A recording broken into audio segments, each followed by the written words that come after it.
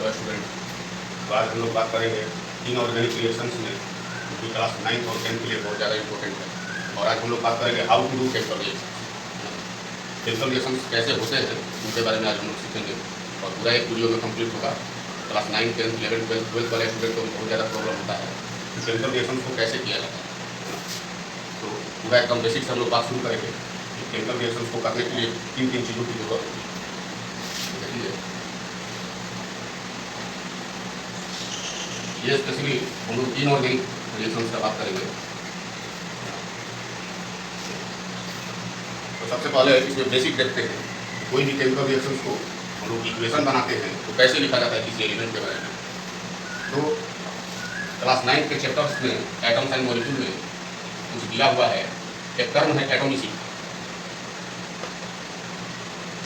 Atomicity का मतलब क्या होता है कि total number of atoms present in molecule, यानी number of atoms present in molecules is called atomicity.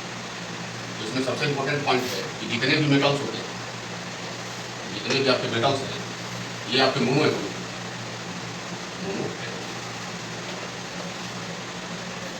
ठीक है, यानी कि इसका एटॉमिसिटी हमेशा 1 होता है। सबसे इंपॉर्टेंट है जब हम लोग असाइनमेंट करते हैं किसी नॉन मेटल का, तो नॉन मेटल में बहुत सारा वैरायटी है, जैसे कि नोबल गैस, इसकी एटॉमिसिटी 1 होती है। दूसरा है जैसे hydrogen, oxygen, nitrogen, x group का मतलब है हैलाइड ग्रुप, फिर कल बाहर आई एंटी वाला ग्रुप, क्लोरो फ्लोरो ब्रोमो आयोडो, ये सब की एटॉमिसिटी हमेशा 2 होती है, ठीक है। कुछ फॉस्फोरस है, इसकी एटॉमिसिटी 4, सल्फर है, इसकी एटॉमिसिटी 8, ठीक है। तो बस इतना नॉन मेटल में हम लोग देखेंगे कि एटॉमिसिटी क्या क्या है, और एटॉमिसिटी सीखना बहुत जरूरी है क्योंकि केमिकल रिएक्शन से जब इक्वेशन बनाते हैं तो इक्वेशंस में हम लोग की ये बहुत ज़्यादा जरूरत पड़ेगा कि किसका एटॉमिसिटी क्या है। और यदि फ्रेशर्स स्टूडेंट या न्यू स्टूडेंट जो होते हैं वो इस बात को नहीं पकड़ पाते हैं कि केमिकल रिएक्शन का ये पार्ट है या वैलेंसी। सो केमिकल इक्वेशन को स्टार्टिंग सीखने के लिए ये बहुत ज़्यादा इंपॉर्टेंट है। इसके बाद हम लोग देखेंगे कि केमिकल रिएक्शंस कैसे होते हैं, ठीक है। अब देखो, बहुत बेसिक बात होगा यहाँ पे केमिकल रिएक्शन में, और 1 शॉट में पूरा हम लोग कंप्लीट करेंगे कि केमिकल रिएक्शन को कैसे हम लोग करते हैं, ठीक है। तो जैसे मान लीजिए कि सबसे पहले हम लोग देखते हैं reaction between metal and non metal. अगर कोई भी मेटल है और उसका रिएक्शन किसी नॉन मेटल के साथ होता है तो ये हमेशा आयनिक कंपाउंड बनाएगा। जो भी कंपाउंड बनाएगा, ये हमारा कंपाउंड क्या होगा, आयनिक। जैसे एक एग्जाम्पल आपको समझाएं, ये अगर आप सीख गए तो क्लास 10 के लगभग 3 चैप्टर आपके हाथ में केमिकल रिएक्शंस एंड इक्वेशन है, एसिड बेस एंड सॉल्ट है, and metal and non metal पर चैप्टर अपने क्लास 10। तो मेटल और नॉन मेटल के बीच में कैसे रिएक्शंस लिखना है, कैसे क्या क्या सोचना है उसके बारे में। जैसे मान लीजिए अभी हम आपको बताएंगे कि सारे मेटल्स होते हैं, सारे मेटल्स क्या होते हैं, मोनो एटॉमिक होते हैं, और जो भी नॉन मेटल होता है उसकी कुछ ना कुछ एटॉमिसिटी होता है, ठीक है। तो मेटल और नॉन मेटल के बीच में जब भी हम रिएक्शन सोचेंगे, है ना, जैसे हम कोई एग्जाम्पल लेते हैं मेटल, जैसे मान लीजिए कि हमने सोडियम लिया और सोडियम का रिएक्शन किसी नॉन मेटल के साथ करवा रहे हैं, जैसे मान लीजिए कि नाइट्रोजन के साथ करवा रहे हैं, तो नाइट्रोजन के लिए हम लोगों को N नहीं N2 लिखना है। अभी हम लिखे थे कि जो नॉन मेटल का एटॉमिसिटी है वो लिखना यहाँ पर बहुत ज़्यादा इंपॉर्टेंट है। ये हमारा मेटल है सोडियम और नॉन मेटल है नाइट्रोजन। तो नाइट्रोजन किसके साथ है, 2 के साथ। ये 2 का मतलब कुछ नहीं, ये नेचुरली। अब हम लोगों को इन दोनों को रिएक्शन करने के बाद जो हम लोग प्रोडक्ट लिखेंगे, ये तो आप लोगों को पता है कि LHS साइड में रिएक्टेंट होते हैं और रिएक्टेंट आपस में रिएक्ट करके क्या बनाते हैं, प्रोडक्ट बनाते हैं। तो इन दोनों के बारे में कभी भी जब रिएक्शन के बारे में सोचेंगे तो मेटल तो हमेशा मोनो एटॉमिक होता है और नॉन मेटल एटॉमिसिटी के साथ होता है। तो नॉन मेटल वाला एटॉमिसिटी यहाँ पर अब नहीं लिखेंगे, जब रफ वर्क करेंगे इसकी वैलेंसी यहाँ लिख देंगे और इसका वैलेंसी यहाँ लिख देंगे और दोनों को बाई क्रॉस मल्टीप्लिकेशन करा देंगे। और बाई क्रॉस मल्टीप्लिकेशन कराने के बाद जो आप लोग कंपाउंड क्लास 9 में बनाना सीखे थे वैसा ही बना देंगे। यहाँ पर आपका कंपाउंड बनेगा Na सोडियम नाइट्राइड बनेगा। क्यों बनाएगा, क्योंकि नाइट्रोजन की वैलेंसी सोडियम के पास आएगा, सोडियम की वैलेंसी नाइट्रोजन के पास आएगा और ये हमारा कंपाउंड बन गया Na3। न्यू स्टूडेंट होंगे तो रिएक्शन देखने के बाद पता चला होगा कि अरे ये 3 कहाँ से, इसका 2 कहाँ गया। ये ऐसे ही होता है, एटॉमिसिटी यहाँ पर लिखा जाता है लेकिन एटॉमिसिटी का कोई मतलब नहीं होता है। लेकिन ये आपको नॉन मेटल है तो नॉन मेटल का असाइनमेंट आपको एटॉमिसिटी के साथ ही करवाना है। अदरवाइज आपका केमिकल इक्वेशन गलत है। ठीक है, ये था हमारा रिएक्शन हुआ। ध्यान दीजिए बेसिक, जैसे एक अनदर एग्जांपल लेते हैं, मैग्नीशियम है और इसका रिएक्शन हम लोग ऑक्सीजन के साथ कराया, तो ऑक्सीजन का क्या लिखेंगे, ऑक्सीजन नॉन मेटल है तो एटॉमिसिटी ऑक्सीजन का 2 होता है। अब इन दोनों को रफली हम लिख लेंगे यहाँ पे, ये मैग्नीशियम है और ये ऑक्सीजन है। मैग्नीशियम की वैलेंसी 2 होती है और ऑक्सीजन की भी वैलेंसी 2 होती है, सिमिलर वैलेंसी आर कैंसिल सब, और दोनों मिलेगा तो बना देगा एनजीओ। इतना आसान, ठीक है, ये बना दिया हमारा एनजीओ। अब लैंग्वेज ऑफ केमिस्ट्री में इसको कैसे बोला जाएगा कि when magnesium react with oxygen to form magnesium oxide, mole concentrate term में अगर इसका बात किया जाए, when 1 mole of magnesium react with 1 mole of oxygen to give magnesium oxide. और बैलेंसिंग हम लोग नेक्स्ट वीडियो में सीखेंगे, किसी भी इक्वेशन को कैसे बैलेंस करते हैं, वो भी ट्रिक। तो सबसे पहले इसमें सबसे पहला इंपॉर्टेंस है कि आप किसी भी केमिकल रिएक्शंस को करना सीखें। ठीक है, और देखिए मेटल है, नॉन मेटल है, मेटल है, नॉन मेटल है, मेटल नॉन मेटल से मिलकर के जो भी कंपाउंड बन रही है, हमारा कंपाउंड क्या है, आयन। कुछ भी एग्जाम्पल है, जैसे मान लीजिए कि हमने कैल्शियम का रिएक्शन किसी फॉस्फोरस के साथ कराया, तो फॉस्फोरस के लिए क्या लिखेंगे, 4 लिखेंगे, 4। और इन दोनों का रिएक्शन जब होगा, सबसे पहले हम लोग रफ वर्क यहाँ पर कर लेंगे CA3 का, इसका वैलेंसी 2 है, इसका वैलेंसी 3 है, बाय क्रॉस मल्टीप्लिकेशन का बाद तो बन गया हमारा क्या, CA3B2। और ऐसा समझ में, CA3B2 ये हमारा कैल्शियम फॉस्फाइड बना है। तो इस तरह से रिएक्शंस को किया जाए। रिएक्शंस कंप्लीट होने के बाद हम लोग इसमें बात करेंगे हाउ टू बैलेंस। पहले हम लोग देख रहे हैं कि how to do chemical reaction, तो हम लोग का टारगेट है how to do chemical reaction. ठीक है, नेक्स्ट अनदर टाइप का रिएक्शन देखते हैं।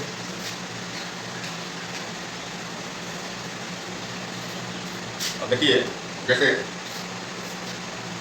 अब दूसरा पार्ट देखते हैं इसमें, कि अगर कोई नॉन मेटल है और इसका रिएक्शन किसी अनदर नॉन मेटल के साथ हो रहा है, ठीक है, अब दिमाग में ये क्वेश्चन एराइज होते होंगे कि मेटल और मेटल का क्यों नहीं लिखते। हेलो, तो अब इसमें सेकंड पार्ट देखते हैं, नॉन मेटल और नॉन मेटल के बीच में रिएक्शन हम लोग कैसे करेंगे। ठीक है, तो देखिए ये दूसरा पार्ट है, पहला पार्ट में हम लोग बहुत चीज देखेंगे। अब इसमें हम लोग देखेंगे कि एक नॉन मेटल किसी अनदर नॉन मेटल के साथ रिएक्ट करता है, ये कोवैलेंट कंपाउंड बनाता है, कोवैलेंट कंपाउंड बनाता है। वो आयनिक कंपाउंड बनाता था क्योंकि उसमें आयन्स होते हैं, मेटल के पास आयन होते हैं। ठीक है, इसलिए उसका नाम आयनिक कंपाउंड। ये नॉन मेटल और नॉन मेटल के मिलने से जो कंपाउंड बनेगा वो है कोवैलेंट कंपाउंड। तो जैसे एग्जांपल समझते हैं नॉन मेटल और नॉन मेटल का, मान लीजिए कि नाइट्रोजन, तो नाइट्रोजन तो नॉन मेटल है और नॉन मेटल की पहचान बताया कि एटॉमिसिटी के साथ लिखना है, तो नाइट्रोजन की एटॉमिसिटी 2 है और इनका रिएक्शन अगर हमने O2 के साथ कराया तो देखते हैं क्या बनता है। तो देखिए एटॉमिसिटी को भूल जाना, एटॉमिसिटी को प्रोडक्ट लिखने के समय भूल जाना, और हम लोगों को सिर्फ इसकी वैलेंसी लिखना है। जब कभी भी प्रोडक्ट लिखेंगे तो इसका वैलेंसी लिखेंगे, तो जैसे नाइट्रोजन है और ऑक्सीजन है, वैलेंसी निकालना, उसके लिए भी हम एक वीडियो बना देंगे, उसका भी ट्रिक है। वैलेंसी निकालना तो एटलीस्ट आप लोग सीख जाइए, कम से कम 1 से लेकर 20 तक एटॉमिक नंबर याद कीजिए, इलेक्ट्रॉनिक कैलकुलेशन निकालिए, ये सब क्लास 9 का क्वेश्चन है, उसको थोड़ा आप लोग कीजिए। नाइट्रोजन की वैलेंसी क्या है, 3 है, और ऑक्सीजन की वैलेंसी क्या है, 2 है, और दोनों में बाई क्रॉस मल्टीप्लिकेशन करा दिया तो हमारा क्या बन गया, N2O3। हमारा क्या बन गया, N2O3। वैसे ही करना है। तो और एग्जांपल समझते हैं, जैसे देखिए नाइट्रोजन है, इसका रिएक्शन अगर हमने हाइड्रोजन के साथ करा दिया, ये क्या बनाएगा, N और H बनाएगा। इसकी वैलेंसी 1 है, इसका वैलेंसी 3 है, तो बना देगा NH3। ठीक है, जैसे और एग्जांपल लेते हैं, जैसे नाइट्रोजन है और इसका रिएक्शन हम Cl2 के साथ कराते हैं, ये क्या बनाएगा, नाइट्रोजन की वैलेंसी N, नाइट्रोजन की वैलेंसी तो 3 है और क्लोरीन की वैलेंसी 1 है, तो क्लोरीन वाला वैलेंसी इसके पास आ गया, नाइट्रोजन वाला वैलेंसी इसके पास आ गया, ये हो गया हमारा NCl। और ये जो भी हमारे कंपाउंड्स बन रहे हैं, ये सब हमारे नेचर में कोवैलेंट कंपाउंड है। ये सब नेचर में कैसा है, कोवैलेंट कंपाउंड है। ठीक है, तो ये सब जो है हमारे कोवैलेंट कंपाउंड है। जैसे और एग्जांपल देखते हैं, जैसे मान लीजिए कि कार्बन के, याद रखना कि कार्बन का हमेशा एटॉमिसिटी 1 होता है, मोनो एटॉमिक एलिमेंट है, ये मोनो एटॉमिक है। कार्बन रिएक्ट विथ हाइड्रोजन, तो हम लिखेंगे ऐसे। फिर बोल रहा है कार्बन रिएक्ट विथ ऑक्सीजन, तो लिखेंगे ऐसे। कार्बन रिएक्ट विथ क्लोरीन, तो लिखेंगे ऐसे। अब देखिए इसका और इसका जब रिएक्शन देखेंगे तो इसका 1 है, इसका 4 है, तो बन जाएगा CH4, ये बनेगा CO2। ये वाला 2 और ये वाला 2 नहीं है, दोनों सिमिलर नहीं है। ये वाला वैलेंसी है कार्बन का और ये वाला जो है ये ऑक्सीजन की एटॉमिसिटी है और ये कार्बन और क्लोरीन के साथ रिएक्शन करेगा तो बना देगा CCl। ये हमारे कुछ इस तरह से कंपाउंड्स बने ना, जिनको हम लोग क्या बोलते हैं, मेटल एंड नॉन मेटल का रिएक्शन। ठीक है, अब देखो इसमें ज़्यादा कुछ नहीं है, बस इतना ही है। कुछ रिएक्शंस है जैसे कि इसको थर्ड बोलिए, और अब हम लोग देखते हैं किसी एसिड और बेस के बीच में रिएक्शन कैसे होता है। तो सबसे इंपॉर्टेंट बात यह है कि आप लोग एसिड और बेस को पहचानिए कि कोई भी एसिड और बेस को कैसे पहचानते हैं। तो देखो एसिड का सबसे सरल उपाय है कि कोई भी फार्मूला होगा तो उस फार्मूला के शुरू में क्या मिलेगा, हाइड्रोजन, और हाइड्रोजन के जस्ट बगल में क्या नहीं होगा, ऑक्सीजन, ऑक्सीजन नहीं होगा। यानी कि शुरू में आपको हाइड्रोजन देखने को मिलेगा और जस्ट उसके बगल में ऑक्सीजन नहीं होगा। ऐसे कंपाउंड को हम लोग एसिड बोलेंगे। ये तो एसिड का डेफिनेशन नहीं है। एसिड का तो डेफिनेशन होता है दो substance which liberate H+ ion in its aqueous medium is called acid. लेकिन हम लोग देख करके पहचानेंगे कि एसिड्स के फार्मूला के शुरू में हमको हाइड्रोजन दिखाई दे और जस्ट उसके बगल में ऑक्सीजन ना हो, ऐसे स्पीशीज को हम लोग एसिड बोलेंगे। अब देखिए जैसे कुछ हम एसिड लिखते हैं, HCl है, HNO3 है, यहाँ पे ऑक्सीजन है लेकिन हाइड्रोजन के जस्ट बगल में नहीं होना चाहिए।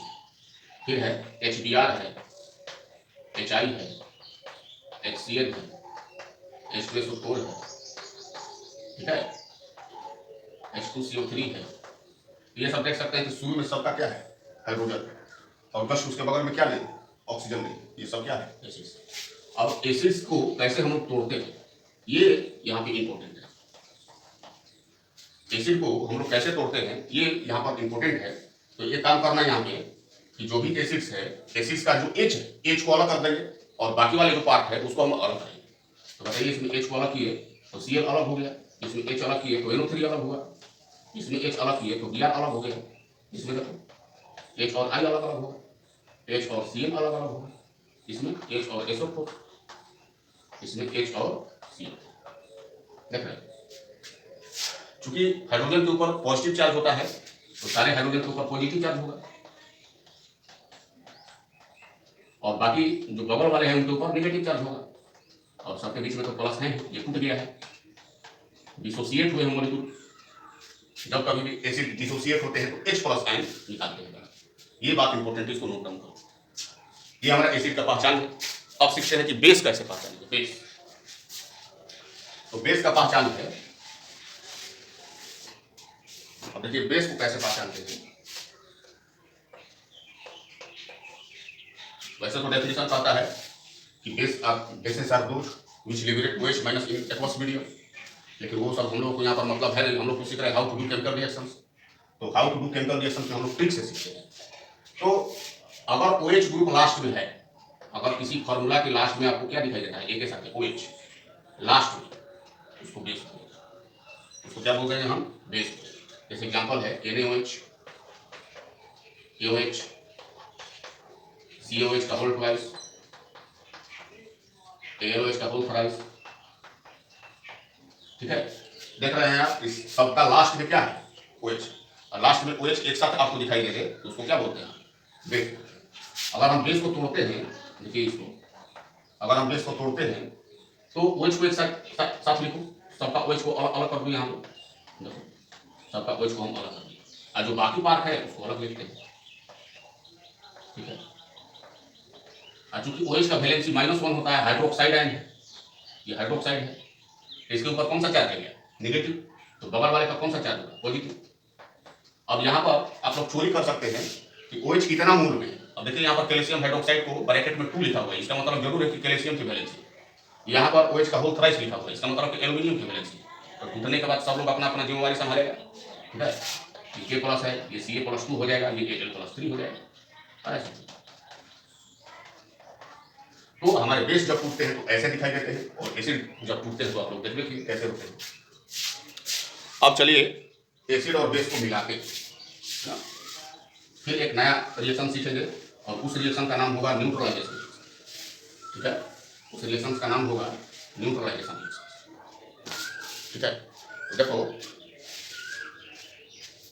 जैसे मान लीजिए कि रिएक्टेंट है आपके पास NaOH है और इनका रिएक्शन आपको HCl के साथ करवाना है, तो प्रोडक्ट के बारे में सोचिए। ये तो तुम्हारे बैठते ही दिमाग में घंटी बजना चाहिए कि हमारा बेस है, ये हमारा एसिड है, एसिड और बेस का रिएक्शन होता है तो सॉल्ट बनता है, ठीक है। अब इसको याद करो कैसे हम तोड़ना सिखाएंगे। OH Na ये हमारा एसिड है, फार्मूला में शुरू में H दिखाई दे रहा है तो H है और Cl है। H के ऊपर पॉजिटिव चार्ज होता है, OH के ऊपर नेगेटिव चार्ज होता है। तो जब इस वाले पार्ट में नेगेटिव चार्ज है तो बगल वाले पे पॉजिटिव होगा, और इस हाइड्रोजन पे हमेशा पॉजिटिव चार्ज होता है तो बगल वाले पे नेगेटिव होगा। इस वाले पार्ट का कैटायन और इस वाले पार्ट का एनायन आपस में मिलकर के सॉल्ट बनाएगा, तो Na प्लस और Cl माइनस मिल जाएगा तो क्या बना जाएगा NaCl, क्योंकि दोनों का वैलेंसी 1 1 था इसलिए NaCl बना। और ये H और OH मिलकर के हमेशा क्या बनेगा, पानी बनेगा। आई होप कि आप लोग समझ रहे हैं, बहुत आसान है, ठीक है। चलो थोड़ा ट्रेनल रिएक्शन लेते हैं और देखते हैं कि कैसे रिएक्शन हो रहा है।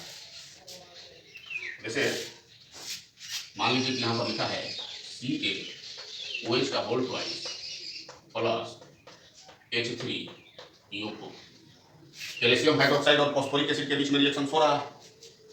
इनमें देखिए सबसे पहले कैटायन और आयन में तोड़ेंगे तो Ca+2 है और ये वाला क्या है हमारा OH माइनस है, और इसमें क्या है हमारा H प्लस है, और ये हमारा क्या है PO4-3। इसका कैटायन और इसका आयन, अब इसका वैलेंसी देखो इसके कपाट और इसका वैलेंसी इसके कपाट पे है, तो दोनों कैटायन और आयन का बाई क्रॉस में लिख करके फॉर्मूला यहाँ पे शॉर्ट बना देंगे। तो दोनों यहाँ पर पहले लिख देंगे Ca और PO4 की वैलेंसी 3 है तो इसको दे देगा तो यहाँ पर आ गया, और Ca का वैलेंसी 2 है तो उसको दे देगा तो ब्रैकेट लगाना पड़ेगा यहाँ पर 2 और प्लस H2। कितना आसानी से बन जाएगा। और अनदर एग्जांपल देखते हैं, जैसे मान लीजिए कि यहाँ पर एल्यूमिनियम हाइड्रोक्साइड है और इनका रिएक्शन हम लोग H2SO4 के साथ करा रहे हैं, तो अब इसको थोड़ा लोग Al+3 हो जाएगा। क्यों 3 हो, क्योंकि यहाँ पर 3 है, ये हो गया Al+3। OH के ऊपर हमेशा नेगेटिव चार्ज होता है, ये हमारा H प्लस है और ये हमारा क्या है SO4-2 है। इसका कैटायन और इसका आयन मिलेगा, क्रॉस में लिख देना है, क्या बना देगा Al2SO4 का होल थ्राइस प्लस H2, ये हमारा बना दी Al2SO4 का होल थ्राइस प्लस H2, ठीक है। तो इस तरह से कुछ केमिकल रिएक्शंस, ठीक है ना। अब देखो एक चीज और देख लो, यहाँ पे आपका डिस्प्लेसमेंट रिएक्शन थोड़ा क्लियर होगा, है ना। जैसे मान लीजिए कि कोई भी मेटल है और उनका रिएक्शन किसी एसिड के साथ हो रहा है, तो मेटल हमेशा एसिड के साथ रिएक्ट करेंगे तो ऑलवेज प्रोड्यूस हाइड्रोजन गैस।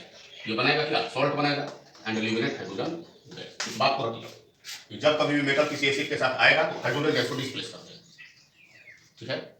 जैसे एग्जांपल समझते हैं कि कोई भी मेटल है सोडियम और कोई भी एसिड है, इसका रिएक्शन होगा तो इसको तो हमेशा एसिड में कैसे तोड़ोगे, H प्लस और Cl माइनस, ये प्लस में है Cl वाले को ले लिया NaCl बना दिया। अब प्लस यहाँ से देखो अब H आ रहा है, तो अब H अकेले जा रहा है ना, अकेले जाएगा तो उसको हमेशा एटॉमिसिटी के साथ लिखना है। तो हाइड्रोजन की एटॉमिसिटी क्या होती है, ठीक है। जैसे Ca+H3PO4 है, इसका रिएक्शन करा रहे हैं, ये तो तोड़ लो पहले H प्लस में है और PO4-3 में है, ये इसका तो वैलेंसी +2 होता ही है, इसका कैटायन और इसका आयन मिलकर क्या बना दिया Ca3PO4 का होल ट्वाइस और प्लस H2।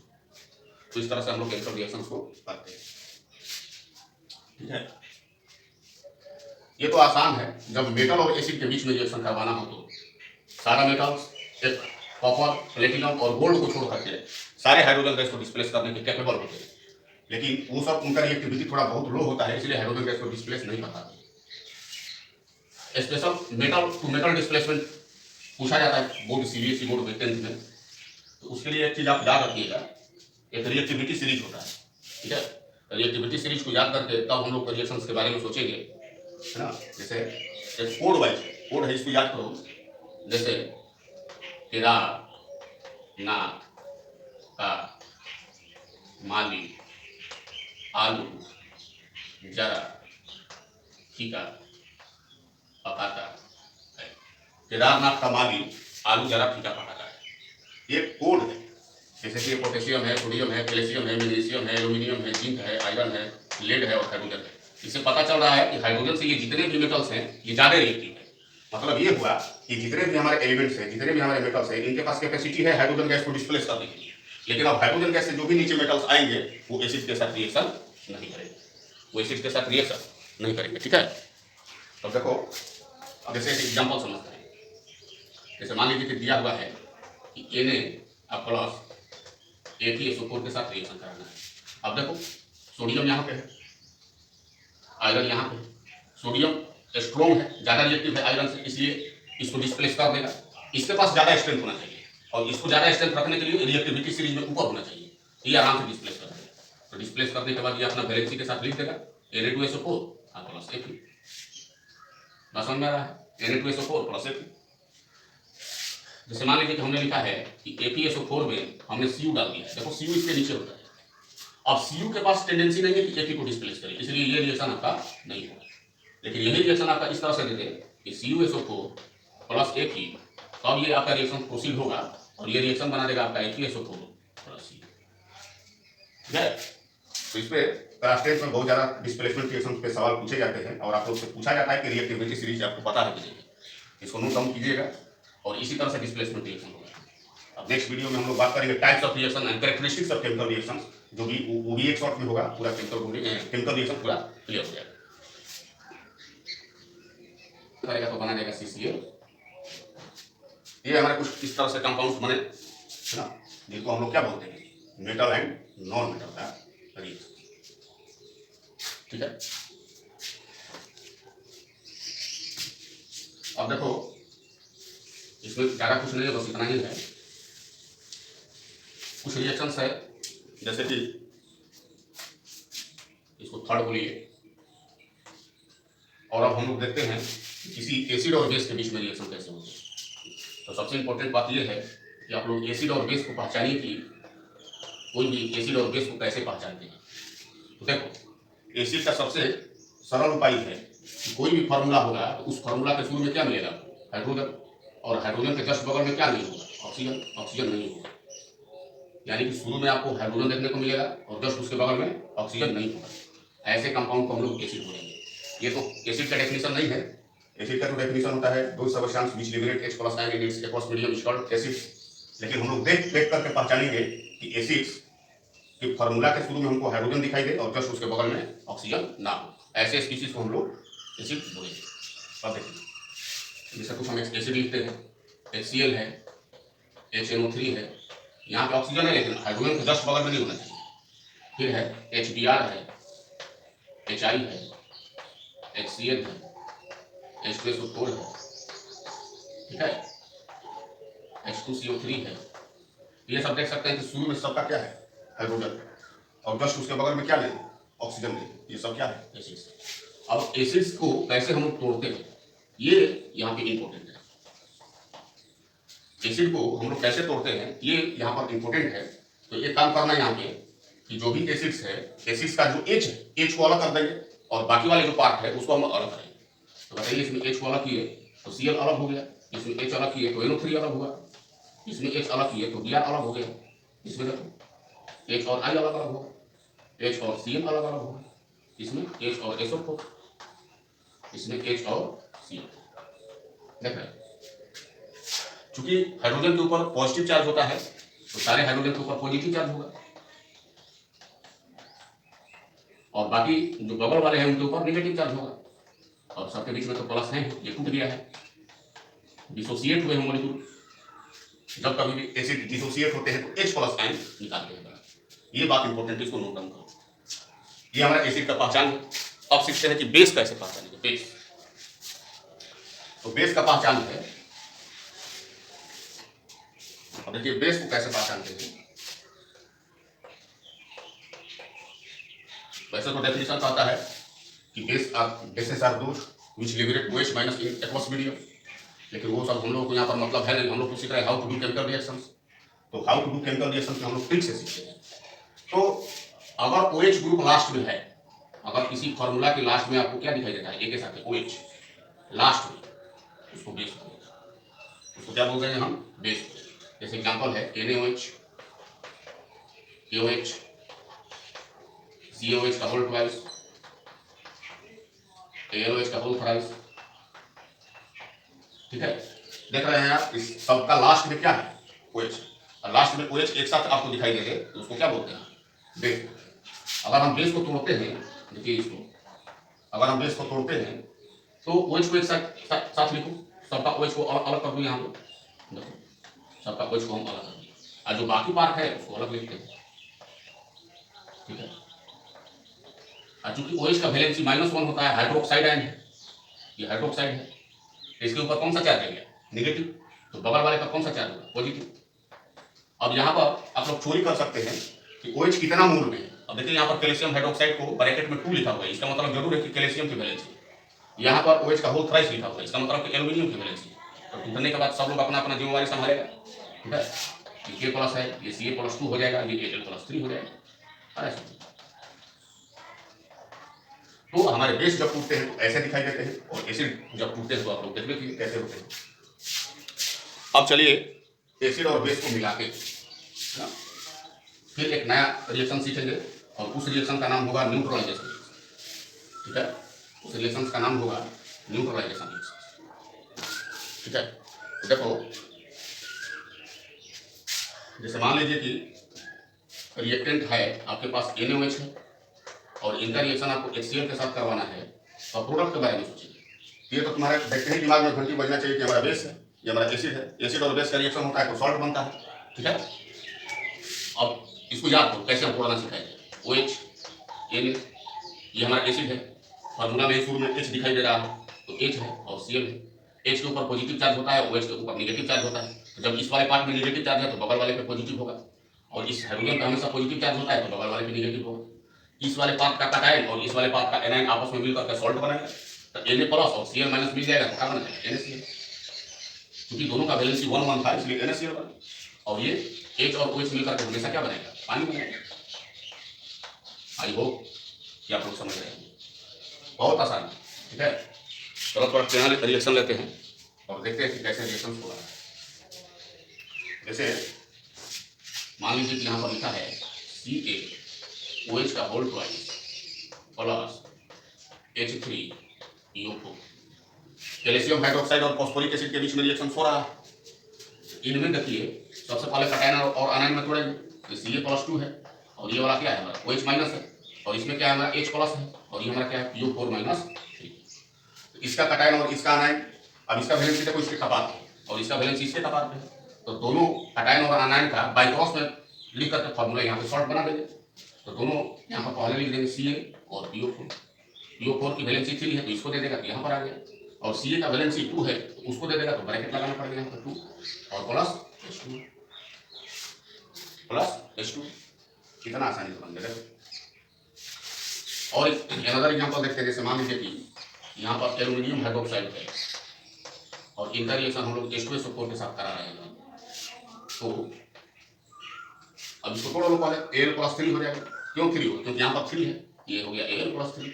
OH के ऊपर हमेशा नेगेटिव चार्ज होता है, ये हमारा H+ है और ये हमारा क्या है SO4-2 है। इसका कैटायन और इसका आनायन मिलेगा, क्रॉस में लिख देना है, क्या बना देगा Al2SO4 का होल थ्राइस प्लस H2, ये हमारा बना दी Al2SO4 का होल थ्राइस प्लस H2, ठीक है। तो इस तरह से कुछ केमिकल रिएक्शंस, ठीक है ना। अब देखो एक चीज और देख लो, यहाँ पे आपका डिस्प्लेसमेंट रिएक्शन थोड़ा क्लियर होगा, है ना। जैसे मान लीजिए कि कोई भी मेटल है और उनका रिएक्शन किसी एसिड के साथ हो रहा है, तो मेटल हमेशा एसिड के साथ रिएक्ट करेंगे तो ऑलवेज प्रोड्यूस हाइड्रोजन गैस। ये बनाएगा क्या? सॉल्ट बनाएगा एंड एलिमिनेट हाइड्रोजन गैस। इस बात को रखिए कि जब कभी भी मेटल किसी एसिड के साथ आएगा तो हाइड्रोजन गैस को डिस्प्लेस कर देगा, ठीक है। जैसे एग्जांपल समझते हैं कि कोई भी मेटल है सोडियम और कोई भी एसिड है, इसका रिएक्शन होगा तो इसको तो हमेशा एसिड में कैसे तोड़ोगे? H+ और Cl-, ये प्लस में है, Cl वाले को ले लिया NaCl बना दिया। अब प्लस यहाँ से देखो अब H आ रहा है, तो अब H अकेले जा रहा है ना, अकेले जाएगा तो उसको हमेशा एटॉमिसिटी के साथ लिखना है। तो हाइड्रोजन की एटॉमिसिटी क्या होती है? जैसे Ca+H3PO4 है, इसका रिएक्शन करा रहे हैं, ये तो तोड़ लो पहले H+ में है और PO4-3 में है, ये इसका तो वैलेंसी +2 होता ही है, तो इसका कैटायन और इसका आनायन मिलकर क्या बना दिया Ca3PO4 का होल ट्वाइस और प्लस तो इस तरह से हम लोग केमिकल रिएक्शन को करते हैं। ठीक है, ये तो आसान है। जब मेटल और एसिड के बीच में रिएक्शन करवाना हो तो सारा मेटल्स एक कॉपर, प्लेटिनम और गोल्ड को छोड़ करके सारे हाइड्रोजन गैस को डिस्प्लेस करने के कैपेबल होते हैं, लेकिन वो सब उनका रिएक्टिविटी थोड़ा बहुत लो होता है, इसलिए हाइड्रोजन गैस को डिस्प्लेस नहीं कर पाते। Special metal to metal displacement पूछा जाता है बोर्ड सीबीएसई बोर्ड में 10th में, तो उसके लिए एक चीज आप याद रखिएगा, एक रिएक्टिविटी सीरीज होता है। ठीक है, रिएक्टिविटी सीरीज को याद करके तब हम लोग रिएक्शंस के बारे में सोचेंगे, है ना। जैसे एक कोड वाइज कोड है, इसको याद करो। जैसे केदार, ना, का, माली, आलू, जरा, फीका, पकाता है। केदारनाथ का माली आलू जरा फीका पकाता है, ये कोड है। जैसे कि ये पोटेशियम है, सोडियम है, कैल्शियम है, मैग्नीशियम है, एल्यूमिनियम है, जिंक है, आयरन है, लेड है और हाइड्रोजन है। इससे पता चल रहा है कि हाइड्रोजन से ये जितने भी मेटल्स हैं ये ज्यादा रिएक्टिव है। मतलब ये हुआ कि जितने भी हमारे एलिमेंट्स हैं, जितने भी हमारे मेटल्स हैं, इनके पास कैपेसिटी है हाइड्रोजन गैस को डिस्प्लेस करने की, लेकिन अब हाइड्रोजन गैस से जो भी नीचे मेटल्स आएंगे वो एसिड के साथ रिएक्शन नहीं करेंगे, वो एसिड के साथ रिएक्शन नहीं करेंगे। ठीक है, तो देखो अब जैसे एक एग्जाम्पल समझते हैं। जैसे मान लीजिए कि दिया हुआ है कि Na प्लस AgSO4 के साथ रिएक्शन कराना है। अब देखो सोडियम यहाँ पे है, आयरन यहाँ पे। सोडियम स्ट्रॉन्ग है, ज्यादा रिएक्टिव है आयरन से, इसलिए इसको डिस्प्लेस कर देगा। इसके पास ज्यादा स्ट्रेंथ होना चाहिए और इसको ज्यादा स्ट्रेंथ रखने के लिए रिएक्टिविटी सीरीज में ऊपर होना चाहिए, ये आराम से डिस्प्लेस कर देगा। तो डिस्प्लेस करने के बाद ये अपना वैलेंसी के साथ लिख देगा Na2SO4 प्लस Fe। बस समझ में आ रहा है, Na2SO4 प्लस Fe। जैसे मान लीजिए कि हमने लिखा है कि FeSO4 में हमने Cu डाल दिया है। देखो Cu इसके नीचे होता है। अब Cu के पास टेंडेंसी नहीं है कि Fe को डिस्प्लेस करे, इसलिए ये रिएक्शन आपका नहीं होगा। लेकिन यही रिएक्शन आपका इस तरह से दे दे कि CuSO4 प्लस Fe, तब ये आपका रिएक्शन प्रोसीड होगा और ये रिएक्शन बना देगा आपका FeSO4 प्लस C। ठीक है, तो इस पे क्लास 10 में बहुत ज्यादा डिस्प्लेसमेंट रिएक्शन पे सवाल पूछे जाते हैं और आप लोग से पूछा जाता है कि रिएक्टिविटी सीरीज आपको पता है कि नहीं, इसको नोट डाउन कीजिएगा और इसी तरह से डिस्प्लेसमेंट रिएक्शन होगा। अब नेक्स्ट वीडियो में हम लोग बात करेंगे types of reaction and characteristics of chemical reactions, जो भी वो भी एक शॉर्ट में होगा, पूरा केमिकल रिएक्शन पूरा क्लियर हो जाएगा।